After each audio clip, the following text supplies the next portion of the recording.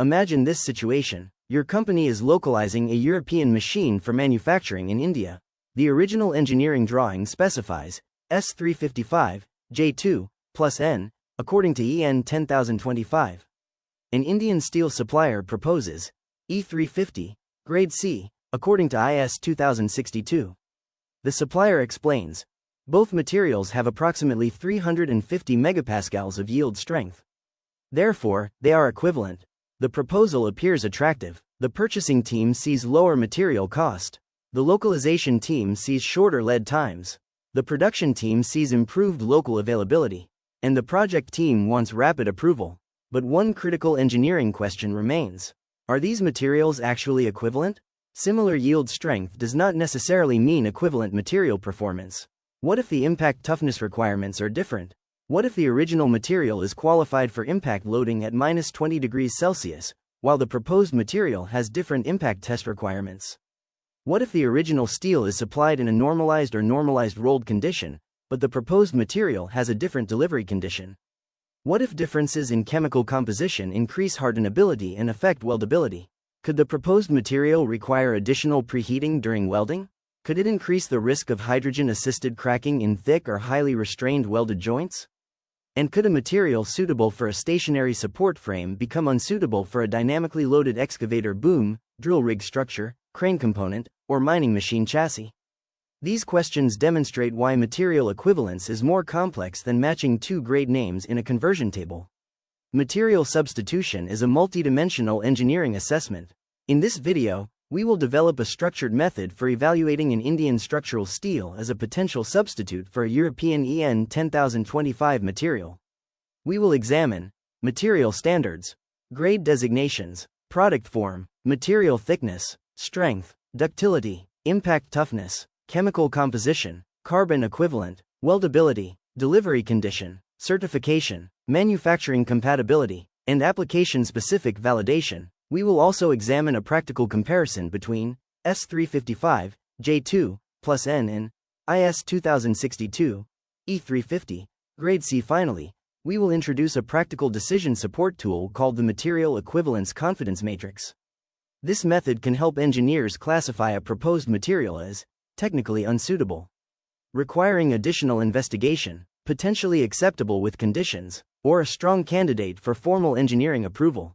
Whether you are a design engineer, localization engineer, welding engineer, sourcing professional, quality engineer, engineering student, or technical leader, this framework can support more systematic and defensible material substitution decisions.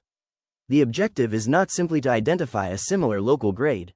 The objective is to demonstrate that the proposed material satisfies the technical requirements of the original design.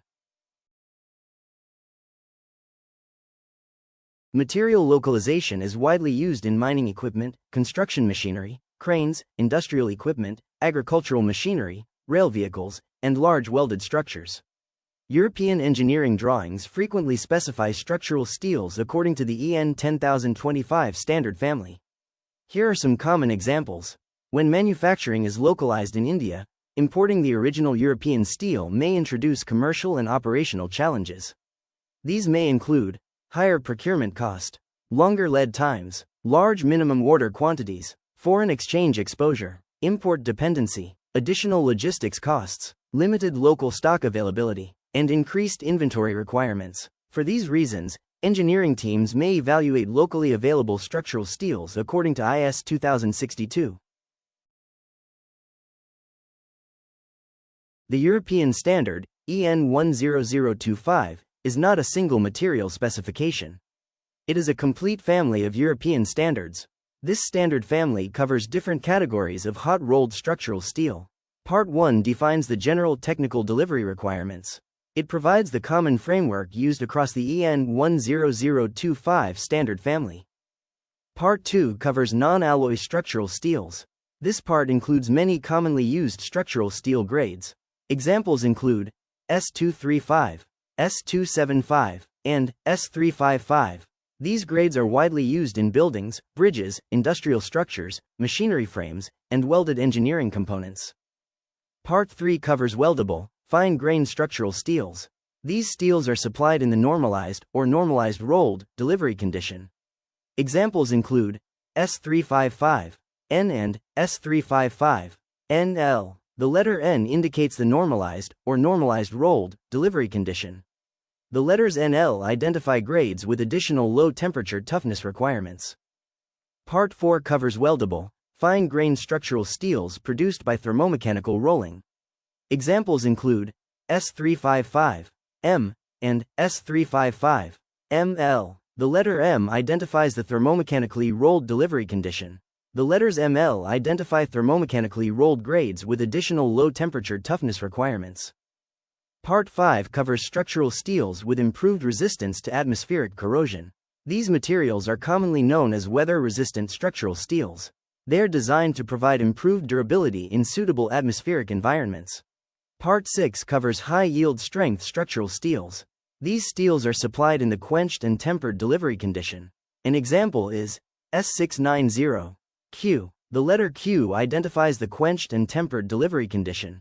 These steels provide significantly higher strength than conventional structural steel grades. Understanding the correct part of the EN 10025 standard is essential. Consider this example: S355, J2, S355, NS355, M, and S690, Q. These are not simply different versions of the same material. They belong to different steel categories. They may be produced using different manufacturing and metallurgical processes. They may also have different requirements for chemical composition, grain structure, mechanical properties, impact toughness, delivery condition, weldability, and intended application. Some of these materials may appear to have similar yield strength classifications. However, similar yield strength does not automatically mean equivalent material performance. The material chemistry may be different. The grain structure may be different. The processing route may be different. The delivery condition may be different. The impact toughness may be different. And the welding behavior may also be different. These differences can influence how the material performs during fabrication and throughout its service life. Therefore, before searching for an Indian equivalent, ask one important question. Which part of the EN 10025 standard controls the original material? Is the original material a non-alloy structural steel? Is it a normalized, fine-grained structural steel? Is it a thermomechanically rolled steel? Is it a weather-resistant steel? Or is it a quenched and tempered, high-strength steel? This question must be answered before comparing material grades. Otherwise, the material comparison may begin with an incorrect technical assumption. And an incorrect assumption at the beginning can lead to an unsuitable material selection at the end. Consider the designation S355, J2, plus N. Each part provides important engineering information. The letter S identifies structural steel. The number 355 represents the specified minimum yield strength class, expressed in megapascals, for the applicable reference thickness. However, 355 megapascals does not mean every plate thickness has a minimum yield strength of 355 megapascals.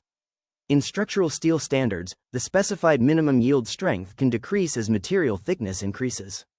Therefore, never compare only the grade names, S355 and E350. Instead, compare the specified minimum yield strength at the actual component thickness. A 10 mm plate may have a different minimum yield strength requirement than a 50 mm plate or a 100 mm plate. Material thickness is therefore an essential part of the engineering specification. Now consider the suffix J2. This suffix specifies the Charpy V-notch impact toughness requirement. For commonly used EN 10025, Part 2 grades, JR generally indicates a minimum impact energy of 27 joules at plus 20 degrees Celsius. J0 generally indicates 27 joules at 0 degrees Celsius. J2 generally indicates 27 joules at minus 20 degrees Celsius. And K2 generally indicates 40 joules at minus 20 degrees Celsius. Always verify the exact requirements using the applicable edition of the governing standard. Impact toughness is especially important for low-temperature service, thick welded structures, dynamically loaded components, shock-loaded structures, highly restrained welded joints, fatigue-sensitive structures, and safety-critical equipment. A material tested at room temperature is not automatically equivalent to a material qualified at minus 20 degrees Celsius. Now consider the suffix plus N. This indicates the delivery condition. Plus N generally means normalized or normalized rolled delivery. Other common delivery conditions include plus AR, meaning as rolled, plus N, meaning normalized or normalized rolled, plus M, meaning thermomechanically rolled, and plus Q, meaning quenched and tempered. The delivery condition influences the steel microstructure. It may affect strength, toughness, grain size, weldability, formability, residual stress, and heat-affected zone behavior. Therefore, two steels with similar yield strength are not necessarily equivalent if their delivery conditions are different. Now, consider the Indian Structural Steel Standard, IS 2062. This standard specifies hot-rolled, medium and high-tensile structural steel. It defines requirements for grade classification, chemical composition, mechanical properties, impact testing, supply condition, testing, dimensions, and workmanship. Now, consider the designation, IS 2062. E350. Grade C. Each part has a specific engineering meaning. The letter E indicates a yield strength-based steel grade. The number 350 represents the nominal minimum yield strength class, expressed in megapascals. The final part, grade C, identifies the material quality category. Depending on the applicable edition of the standard, quality categories may include grade A, grade BR, grade B0, and grade C. These quality designations are important.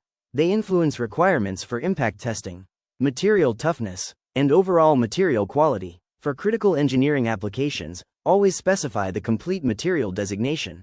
The designation E350 alone does not provide sufficient information. For example, E350, grade A and E350, grade C should not automatically be considered interchangeable. Although both belong to the same strength class, they may have different performance requirements. The appropriate quality grade should be selected based on operating temperature, loading conditions, structural criticality, impact toughness requirements, welding requirements, and the requirements of the original design. A robust material equivalence assessment can be performed using 5 engineering levels.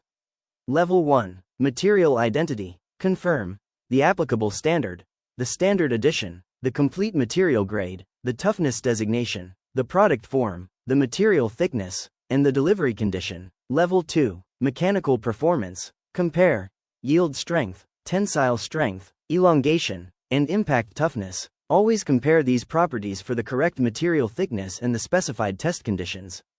Level 3. Metallurgical compatibility. Evaluate chemical composition, carbon equivalent, grain refining elements, the manufacturing route, the rolling condition, and the heat treatment condition.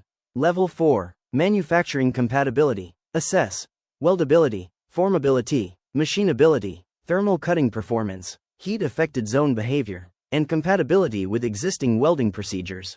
Level 5. Functional validation. Verify static structural performance, fatigue performance, low temperature performance, manufacturing quality, prototype performance, inspection requirements, and field service suitability. For critical machinery, approval may require evidence from all 5 levels. Comparing strength alone is never sufficient. Step 1. Define the application. Always begin with the component. Never begin with an online material conversion table.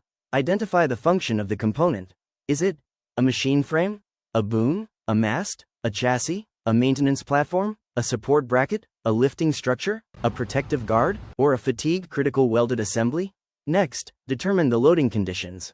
These may include static loading, cyclic loading, dynamic loading, shock loading, vibration, torsion, low temperature operation, corrosive exposure, or highly restrained welded joints. Also consider the design life, the inspection strategy, the operating environment, and the consequence of failure. A material suitable for a stationary platform may not be suitable for a dynamically loaded drill rig boom. Step 2. Confirm the product form. Determine whether the material is supplied as plate, sheet, strip, flat bar, structural section, round bar, tube, or hollow section. Always evaluate the material grade together with the product standard. A plate specification should never be applied automatically to a tube or hollow structural section. Step 3. Define the complete material requirement. Record the standard number, the applicable standard part, the standard edition, the complete grade, the toughness designation, the delivery condition, the product form, the material thickness, and any additional technical requirements. Do not record only S355. A complete specification may be EN 10025. Part 2, S355, J2, plus N 20 mm structural steel plate. Step 4. Compare mechanical properties. Use the governing standard tables. Do not rely on supplier brochures alone. Compare minimum yield strength, tensile strength range, minimum elongation, applicable thickness range, test piece orientation, gauge length, and specimen requirements. Higher tensile strength does not always mean a better material. Higher strength may affect formability, plastic deformation, energy absorption, failure mode, welding requirements, and structural performance. Compare elongation carefully. Different gauge lengths or specimen geometries can produce different elongation values. Those values may not represent equivalent ductility. Step 5. Compare impact toughness. Evaluate required impact energy, test temperature, specimen orientation, specimen dimensions, product thickness, and the acceptance criteria. Remember, 27 joules at plus 20 degrees Celsius is not equivalent to 27 joules at minus 20 degrees Celsius. For machinery operating in cold environments, impact toughness may become the governing material requirement. Step 6. Compare chemical composition. Review the specified limits for carbon, manganese, silicon, phosphorus, sulfur, nitrogen, copper, chromium, nickel, molybdenum, vanadium, niobium, and titanium. The required elements depend on the material grade and standard. Chemical composition influences strength, hardenability, weldability, toughness, formability, and heat-affected zone behavior. Do not compare carbon content alone. Compare both the specified limits and the actual values reported on the material certificate. Step 7. Assess carbon equivalent. A commonly used carbon equivalent equation is CeV equals carbon plus manganese divided by 6, plus chromium, molybdenum, and vanadium divided by 5, plus nickel and copper divided by 15. Or, in equation form, CeV equals C plus Mn divided by 6, plus Cr plus Mo plus V all divided by 5, plus Ni plus Cu divided by 15. Carbon equivalent indicates steel hardenability and welding behavior. As carbon equivalent increases, additional welding controls may be required. However, carbon equivalent is not a pass or fail criterion. Also evaluate material thickness, combined joint thickness, joint restraint, hydrogen level, welding process, heat input, ambient temperature, preheat temperature, and interpass temperature. For highly restrained welded structures, hydrogen-assisted cold cracking can become a major concern. The risk depends on the interaction of hydrogen, a crack-sensitive microstructure, tensile stress, and material temperature. If the new material changes welding behavior, review the existing welding procedure specification. Additional procedure qualification may also be required. Step 8. Compare the delivery condition. Confirm whether the material is supplied as rolled, normalized, normalized rolled, thermomechanically rolled, or quenched and tempered. The delivery condition determines the microstructure and mechanical properties. This assessment is especially important for normalized fine-grained steels, thermomechanically rolled steels, and quenched and tempered high-strength steels. Similar yield strength does not establish material equivalence when the delivery conditions are different. Step 9. Verify certification and traceability. Review the material test certificate, the governing material standard, the complete grade designation, the heat number, the product thickness, chemical analysis results, mechanical test results, impact test results, the delivery condition, and traceability. Where required, request in EN 10204. Type 3.1 Inspection Certificate.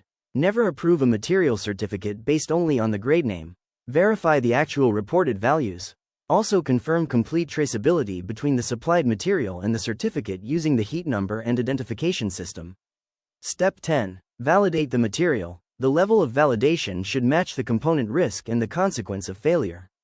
Validation may include material certificate review, positive material identification, independent chemical analysis, tensile testing, Charpy impact testing, hardness testing, bend testing, welding procedure qualification, heat-affected zone hardness measurement. weld coupon testing, forming trials, machining trials, prototype fabrication, dimensional inspection, non-destructive testing, static load testing, fatigue assessment, and field validation. A low-risk protective cover may require only limited validation. A fatigue-critical boom or safety-critical load-carrying structure may require detailed engineering analysis, manufacturing validation, and formal approval. Consider a European machine frame manufactured from EN 10025, Part 2. S355, J2, plus N using a 20 mm structural steel plate. Now suppose an Indian supplier proposes IS 2062. E350, grade C. Should the proposed material be approved? The correct answer is not without a complete engineering assessment. First, confirm that both specifications apply to the same product form. In this example, both materials must be supplied as structural steel plate. Next, compare the specified minimum yield strengths for a thickness of 20 mm.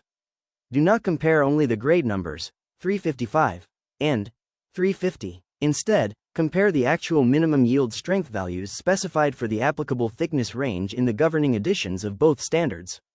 Next, compare the complete mechanical property requirements, including tensile strength range, elongation, test piece geometry, gauge length, and test orientation. Then evaluate impact toughness. S355, J2 includes a specified impact toughness requirement at -20 degrees Celsius. For IS 2062, E350, grade C, the applicable impact toughness requirements must be verified directly from the governing standard. Do not assume equivalence based solely on the grade C designation. Compare impact energy, test temperature, specimen orientation, specimen size, and acceptance criteria. Next, compare the specified chemical composition limits. Then review the actual chemical analysis values reported on the material certificate. Calculate, or verify, the applicable carbon equivalent value.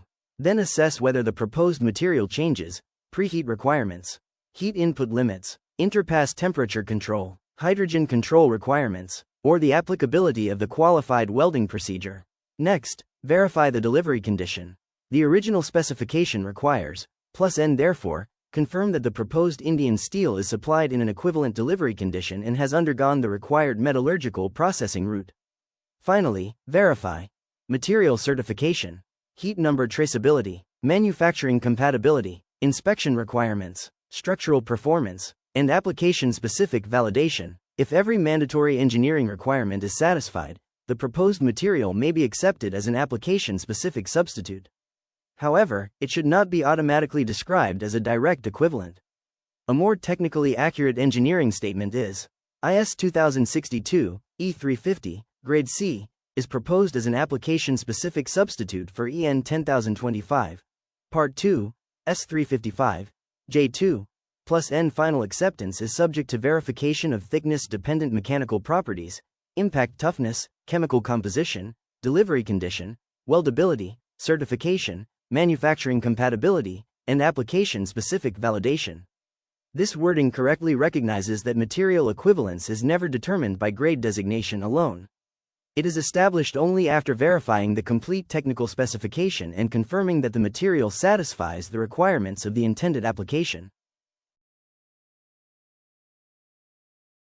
The Material Equivalence Confidence Matrix evaluates 5 technical categories. Each category receives a score from 0 to 2. Category 1, Mechanical Performance. Assign 0 points if a mandatory mechanical requirement is not satisfied. Assign 1 point if the available information is incomplete or requires additional verification. Assign 2 points if yield strength, tensile strength, elongation, thickness range, and test conditions are fully verified. Category 2, Impact Toughness. Assign 0 points if the required toughness is not satisfied. Assign 1 point if impact data is incomplete or not directly comparable. Assign 2 points if impact energy, test temperature, specimen orientation, specimen dimensions, and acceptance requirements are verified. Category 3, Metallurgical Compatibility. Assign 0 points if a major metallurgical incompatibility exists.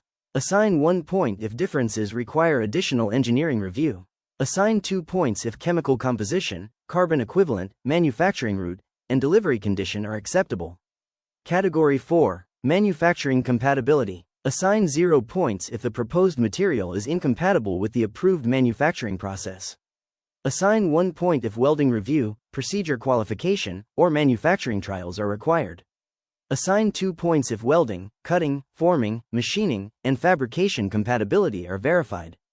Category 5. Certification and validation. Assign 0 points if certification or traceability is unavailable. Assign 1 point if only partial evidence is available. Assign 2 points if certification, traceability, inspection, and required validation are complete. The maximum score is 10. A score from 0 to 4 indicates insufficient evidence or a potentially unacceptable substitution. A score of 5 or 6 indicates that major technical review is required. A score of 7 or 8 indicates that the material may be potentially acceptable with additional conditions. A score of 9 or 10 indicates a strong candidate for formal engineering approval. However, this matrix does not replace engineering judgment. It is a decision support tool. It is not an automatic approval system. A mandatory technical requirement cannot be compensated for by a high total score. For example, if low temperature impact toughness is mandatory and the proposed material does not satisfy that requirement, the substitution should not be approved simply because the other categories received high scores. Mandatory requirements should therefore be treated as technical gates.